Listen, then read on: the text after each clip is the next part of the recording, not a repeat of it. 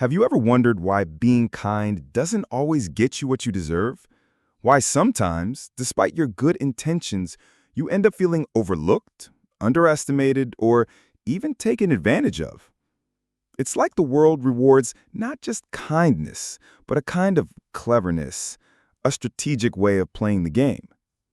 Today, we're diving deep into a truth that many don't want to admit. Kindness alone won't cut it in the real world. It's not about losing your good heart. It's about combining that heart with sharp strategy, emotional control, and a keen understanding of power dynamics. By the end of this video, you'll see why being nice without knowing how to protect yourself is actually a risk. You'll learn how to keep your kindness intact, but also how to use wisdom and strategy to make sure you're respected, not just pitied. Before we jump in, let me ask, have you ever felt like your kindness was mistaken for weakness? If yes, you're in the right place. Stick around. The most important insight is coming up next. The dark side of naive kindness. Why the world doesn't reward just being nice. Let's start with a reality check. Being kind feels good. It makes us human. But here's the hard truth. The world doesn't automatically reward kindness. It rewards those who know how to play the game. Meet Sarah. She's the classic nice person, always ready to help coworkers, say yes to favors, and trust others.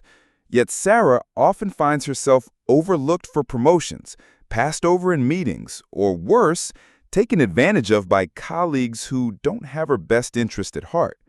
Why? Because kindness alone made her vulnerable. You see, kindness without strategy is like showing your cards too early in a poker game. It's good to be generous, but without knowing when to hold back or protect yourself, you risk being exploited. Scientific research supports this. Studies in social psychology show that people tend to trust and cooperate with those they perceive as strong and competent, not just kind. When kindness is seen without strength, it can trigger pity, not respect. That pity can feel like sympathy, but it often comes with an invisible label: less powerful. Machiavelli pointed out long ago that naive kindness equals weakness in the harsh game of power. It doesn't mean you should become ruthless or lose your moral compass. Instead, you must pair your kindness with awareness, an understanding of human nature, of power dynamics, and of self-protection. Think of it like this. Kindness without power is charity. Kindness with power is influence. Here's a quick example. Imagine someone who always says yes to every request, afraid to say no. That person might seem nice, but quickly becomes overwhelmed, burned out, and eventually ignored. On the other hand, someone who balances generosity with boundaries gains respect and creates real impact. So what's the takeaway? Kindness is a strength, but only when it's combined with strategy. Without strategy, you risk being the nice person who everyone takes for granted. Now, let's keep this going and explore how morality itself isn't a limit, but a tool you can wield smartly. Morality is a tool, not a limitation. How smart people use ethics strategically. When you hear the word morality, what comes to mind? For many, it's a set of rigid rules, a line you must never cross. But here's a powerful insight. Morality isn't a prison, it's a tool. And like any tool, how you use it determines your success. Take Alex, a business leader who's deeply committed to ethical principles. He doesn't cheat or manipulate, but he knows that transparency isn't always the best policy. Sometimes revealing every detail in negotiations puts him at a disadvantage. So he chooses carefully what to share, not to deceive, but to protect his interests and those he leads. This is exactly what Machiavelli meant when he said, "Virtue without cunning is weakness." Virtue alone can make you predictable, easy to outmaneuver. But when you combine morality with shrewdness, you create a powerful, resilient strategy. Research in behavioral economics shows that people respond better to leaders who demonstrate integrity, but also those who can read the room and act with tact. Being ethical doesn't mean you have to be an open book or a doormat. It means knowing when to stand firm and when to adapt. Here's a subtle but crucial point. Using morality strategically means protecting your kindness from being exploited. If you're too trusting, people might walk all over you. If you're too rigid, you might miss opportunities or alienate allies. Think of morality as a flexible compass rather than a strict rule book. It guides your actions, but leaves room for wise judgment. The world is complex, and sometimes you need to wear a mask, not to lose your values, but to survive and thrive. Let's look at a real-life example. Oprah Winfrey is famous for her generosity and empathy, but she's also a savvy businesswoman. She knows when to push and when to hold back, balancing her kindness with sharp business acumen. That's why she's not only beloved, but incredibly successful. So, next time you think about being too nice, remember, morality is your tool, not your cage. Use it to protect your kindness with wisdom, and you'll build respect without losing your soul. Coming up next, we'll dive into why perception is more important than reality, and how mastering how others see you can change everything. 3. Perception is power. Why how people see you matters more than who you really are. Imagine two people walk into a room. One is quietly brilliant but lacks confidence. The other is loud, confident, and owns every inch of the space. Who do you think commands more respect? The answer is usually the latter. This isn't about fakeness or deception. It's about understanding a fundamental truth. Perception shapes reality. How others see you often determines how they treat you, the opportunities you get, and even how you feel about yourself. Take Sarah, a talented graphic designer. She's great at her work but shy and hesitant to promote herself. She struggles to get clients because she doesn't project the confidence that her skills deserve. Meanwhile, her colleague Jake, who might not be as skilled, always walks in like he owns the place, and he gets the better projects. Science backs this up. Studies in social psychology show that people often rely on first impressions and visible cues to make judgments. Confidence, posture, tone of voice, these are all signals that send a message long before words do. So how do you control this? It starts with managing your image and telling your story intentionally. You can't control everything people think, but you can influence their perception. It's like being a director of your own personal movie. What scenes do you want others to see? What narrative do you want to share? A great example is Elon Musk. People don't just see him as a tech genius, they see him as a visionary, a risk-taker, a leader who's shaping the future. This image helps him attract investors, customers, and talented people who want to be part of his mission. But beware, if you ignore perception, you risk being invisible or misunderstood. People often treat those who appear weak or unsure as less worthy of respect. Even if you are strong inside, if your image doesn't reflect that, you lose power. There's a funny story about a man who wore a suit with mismatched socks to an important meeting and lost the deal. The lesson? Small details add up. Perception isn't just about grand gestures. It's about consistency, confidence, and authenticity. Remember, perception doesn't mean pretending to be someone you're not. It means bringing the best version of yourself forward and owning it fully. Coming next, we'll explore why silence can be your most powerful weapon and why sometimes saying less says more. Silence is power. Why saying less gives you more control. Have you ever noticed how some people dominate conversations, but at the end of the day, they seem to have less influence? Meanwhile, others say very little, but somehow command respect and get things done. That's no accident. Silence can be one of your strongest strategic tools. Let's talk about Mike, a manager at a tech startup. Mike learned the hard way that talking too much during negotiations made him predictable and easy to push around. Every time he revealed his plans or worries, competitors used that information to their advantage. Then he tried a different approach, saying less, listening more, and only sharing what was necessary. Suddenly, he held the cards. People had to guess his next move, and he controlled the rhythm. Why does silence work so well? First, talking too much often means giving away your power. When you reveal everything, you leave no room for mystery or advantage. People can anticipate your actions and use your words against you. Second, silence creates intrigue and respect. When someone speaks sparingly, others pay more attention because every word carries weight. It signals confidence, self-control, and sometimes hidden knowledge. Science even supports this. Studies in psychology show that people are drawn to mystery and tend to value opinions from those who don't overshare. Of course, silence isn't about being rude or uncommunicative. It's about being strategic. Know when to speak up and when to hold back. Sometimes saying nothing is the best response.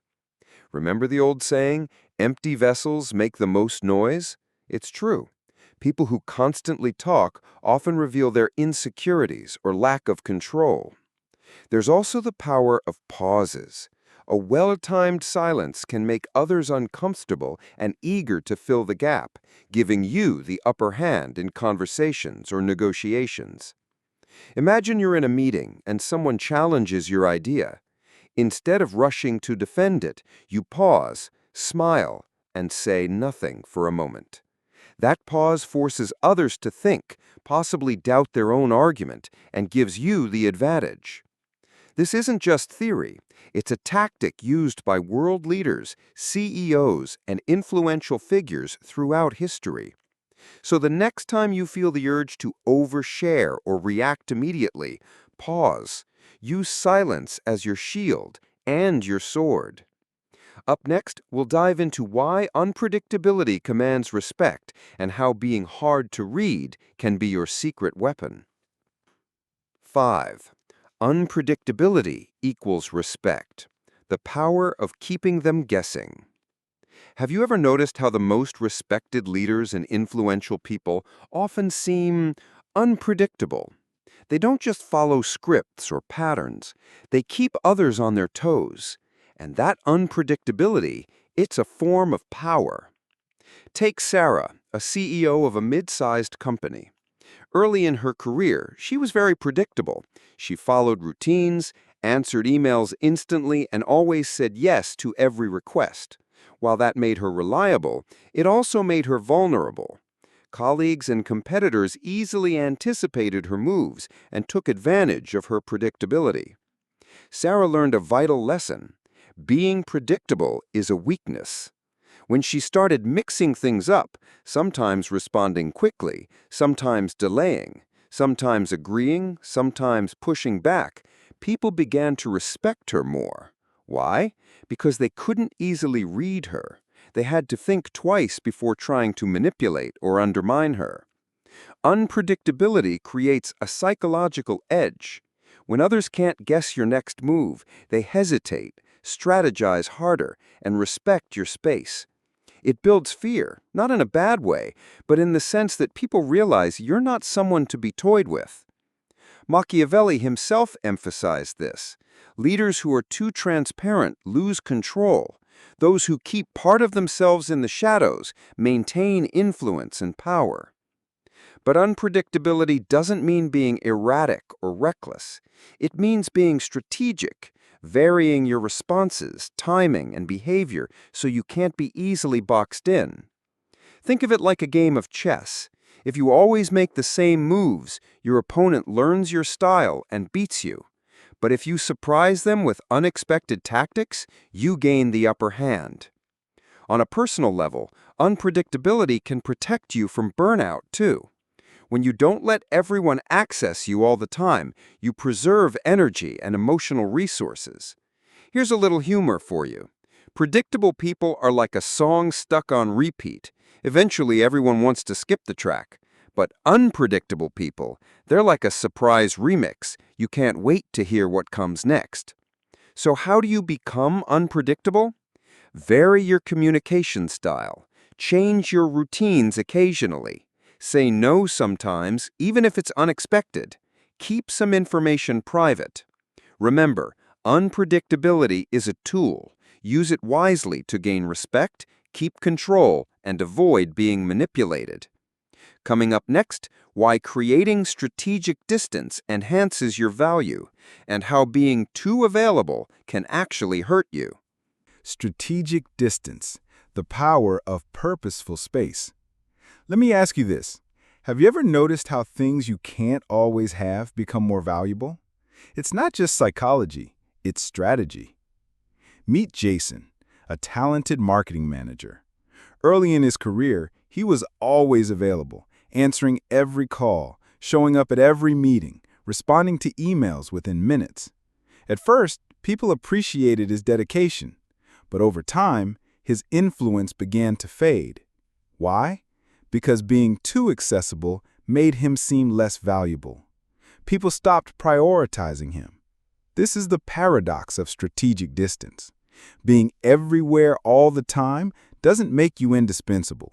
It can dilute your impact. Machiavelli understood this principle centuries ago. He taught that creating distance, not just physical, but emotional and strategic, makes people want more of you. It creates a scarcity effect. When you don't always say yes, when you don't always appear, your presence carries more weight. Distance isn't about ignoring people or being cold. It's about setting boundaries and letting your absence be felt, a way of signaling that your time and attention are precious. Here's a simple truth. People respect what they have to work for. Strategic distance creates desire and respect. It forces others to recognize your value because they can't take you for granted. Jason learned to say no to some meetings, to schedule focus time where he wasn't immediately reachable, and to choose his moments to engage deeply. The result? His colleagues began to see him as a leader with purpose and priorities, someone worth listening to. It's like dating. If you're always too available, the other person might lose interest. But if you create a bit of space, you become more attractive. Of course, you don't want to overdo it and seem disinterested or unreliable. It's a balance. Be there when it counts, but don't be always there.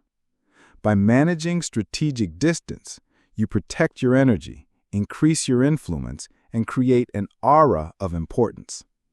One more thing. Distance creates mystery, which is magnetic. People are naturally drawn to what they don't fully understand or have. To sum it up, strategic distance means setting healthy boundaries, avoiding overexposure, making your presence meaningful, and letting absence build respect. Next up, we'll explore how mastering your emotions is the ultimate power move, because if you lose control inside, you lose control everywhere. 7. Emotional control, mastering your inner power. Imagine this. You're in a high-stakes meeting. Someone publicly challenges your idea, pushing your buttons. What do? Lose your cool and react impulsively? Or stay calm, composed, and in control? Meet Sarah, a rising executive known for her sharp mind and emotional poise. Early in her career, Sarah struggled with reacting emotionally, snapping at colleagues, feeling overwhelmed by stress. But she realized something crucial. Losing control of her emotions meant losing control of the situation. Research shows that emotional intelligence, especially self-regulation, is a key predictor of success. Harvard Business Review even states that people with high emotional control outperform others by managing stress and building better relationships.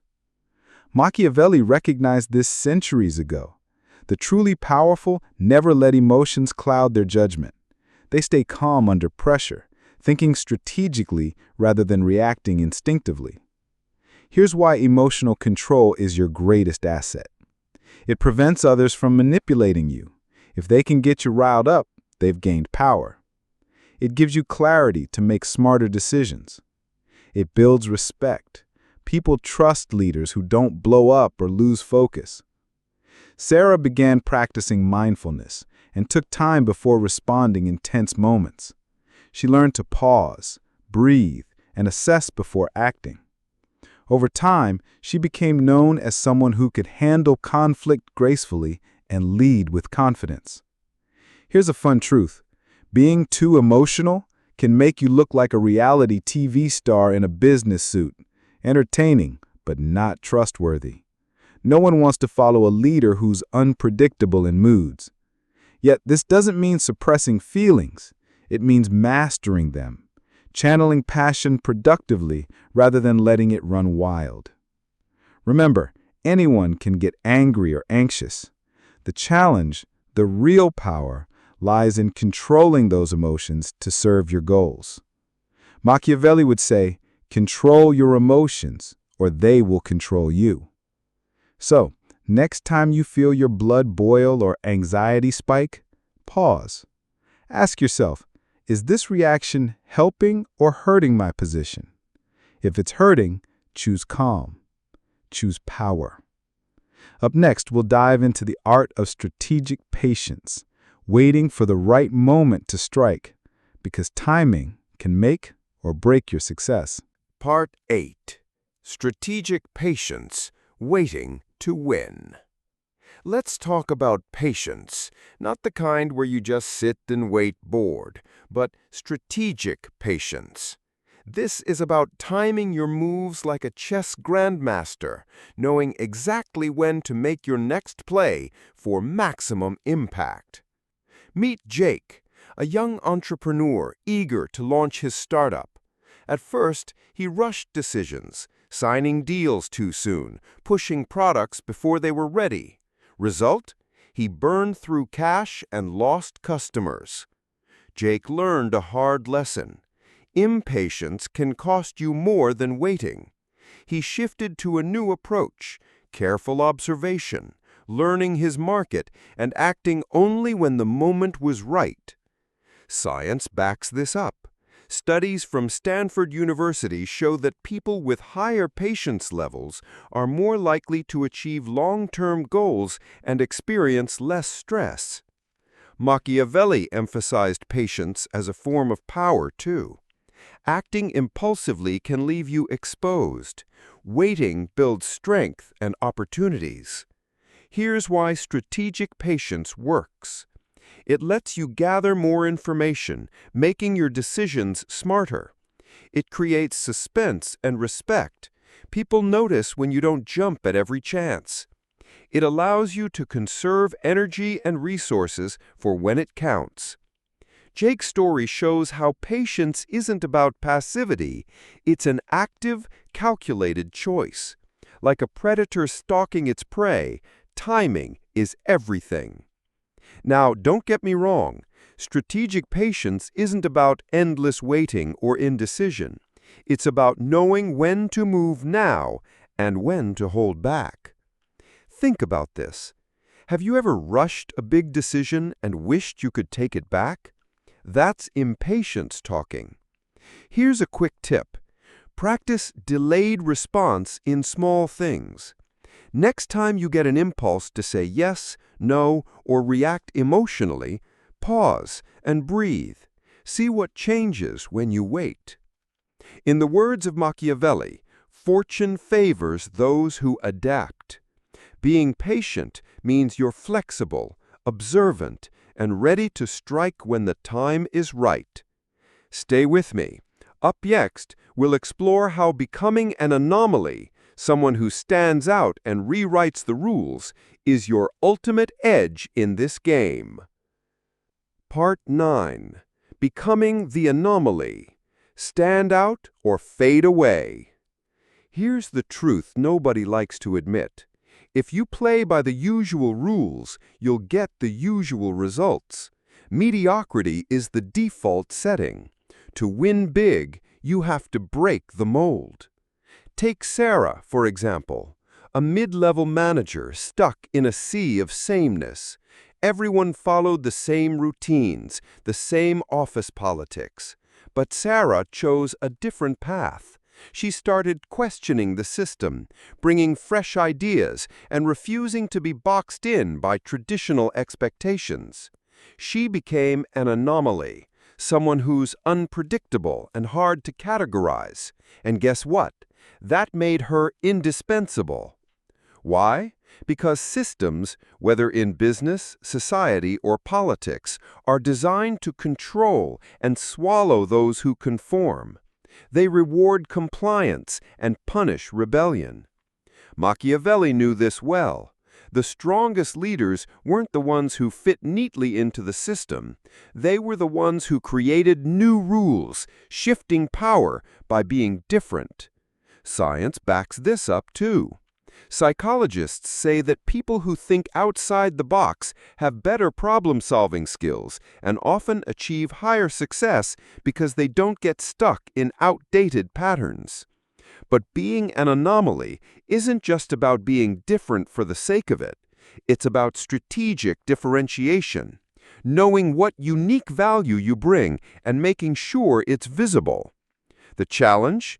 It can be lonely. Being the odd one out might mean facing skepticism or pushback. But remember, every revolutionary was once an outlier. Sarah's bold moves eventually got her promoted to a leadership role, where she transformed her company's culture. Her secret? Not fitting in, but standing out in the right way. So, what can you do today to start becoming an anomaly? Challenge one common belief in your field or life. Take one action that feels uncomfortable but aligns with your values. Refuse to accept a label or limit others place on you. Remember, playing safe is the riskiest move of all. Coming up next, we'll talk about the most important step, turning all this knowledge into action. Because knowing the game and playing the game are two very different things. Action is the real game changer. Knowing all these powerful strategies, controlling perception, mastering emotional control, becoming unpredictable, means nothing if you don't put them into action. Meet James. For years, James consumed books, attended seminars, and even coached others on leadership. But he stayed stuck, overwhelmed by overthinking. He knew what to do, but never really did it. Then one day, James decided to change the narrative. Instead of waiting for the perfect moment or fearing failure, he took one bold step forward.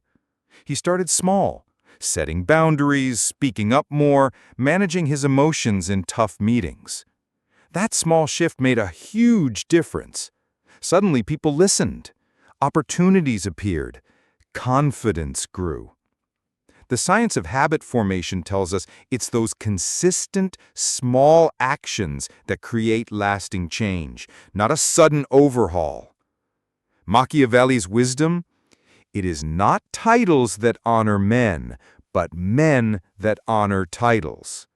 In other words, your actions define your power, not your intentions or knowledge alone.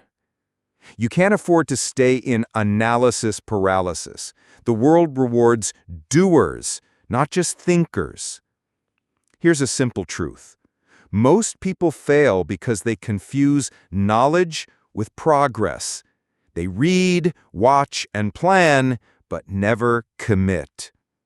You have to bridge that gap with deliberate, courageous action. Start by picking one area where you've been passive. Control your image. Post something that reflects your true values. Practice strategic silence in a conversation instead of reacting immediately. Set clear emotional boundaries with someone who drains you. Celebrate these small wins. They build momentum. And remember, failure is part of the journey. Every setback teaches you how to refine your strategy and come back stronger. In the end, your ability to act wisely and persistently will determine whether kindness, combined with strategy, will bring you success. Now, before we wrap up, I'll share a powerful tool that can help you clear mental blocks and sharpen your emotional control: the Ho'oponopono certification. Stay tuned. Before we finish, I want to share something that ties perfectly into everything we've talked about: how to truly master your inner world so you can show up stronger, clearer, and more powerful in the real world. It's called Ho'oponopono, an ancient Hawaiian practice of deep mental and emotional cleansing. Now, thanks to experts like Dr. Joe Vitale and Dr. Hugh Len, you can learn this practice in a modern, practical way through the Ho'oponopono certification course. Why does this matter? Because controlling your emotions and mindset isn't just about willpower. It's about clearing the inner blocks that hold you back. Resentment, anger, doubt, they weigh you down and leak into your actions. Ho'oponopono offers a proven method to release those chains and find real peace and clarity. Thousands have used it to transform relationships, reduce stress, and find mental calm, making it easier to apply the smart strategies we've discussed. If you want to go beyond theory and take control of your life from the inside out, this course might be exactly what you need. It's fully online, self-paced, and backed by international certification. Imagine approaching every challenge with a calm mind, clear emotions, and strategic confidence, the kind that Machiavelli admired, but with kindness intact. If you're curious, check out the link below to learn more. And if you've enjoyed this video, drop a comment sharing which part surprised you the most. I love hearing your thoughts. Remember, being kind and strategic is your superpower. Thanks for watching. See you in the next video.